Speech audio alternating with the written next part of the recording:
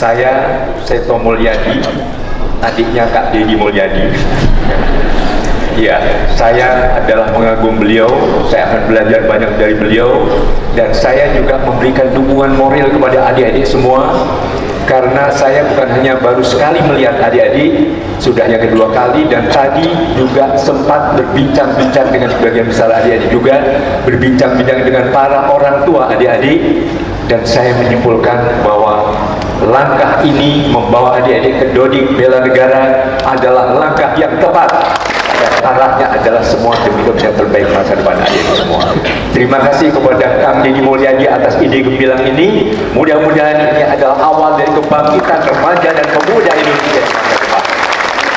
Mungkin kalau di sekolah dulunya akan bisa membuat tertib seperti ini. Dan nggak ada teriak-teriak kalau di sekolah. Dan ini juga salah seorang ya tinggalnya di Jawa Tengah, tetapi selalu mensupport saya, berani untuk speak up bahwa apa yang dilakukan itu benar, apa yang dilakukan itu adalah sesuatu yang bermanfaat bagi bangsa. Karena bagi kalangan ulama, istihad itu yang berani beristihad walaupun salah tetap nilainya 1 dibanding dengan orang yang tidak berbuat sama sekali.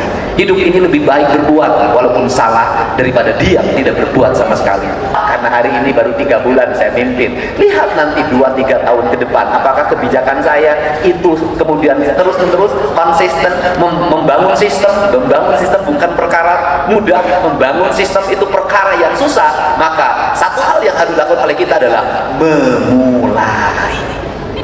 Bagi saya, sistem belakangan, mulai duluan. Nanti setelah dimulai, maka sistem itu akan terbangun dengan sendirinya. Kenapa? Karena falsafah pendidikan Indonesia adalah tuturi handayani. Sekolah rubah deh.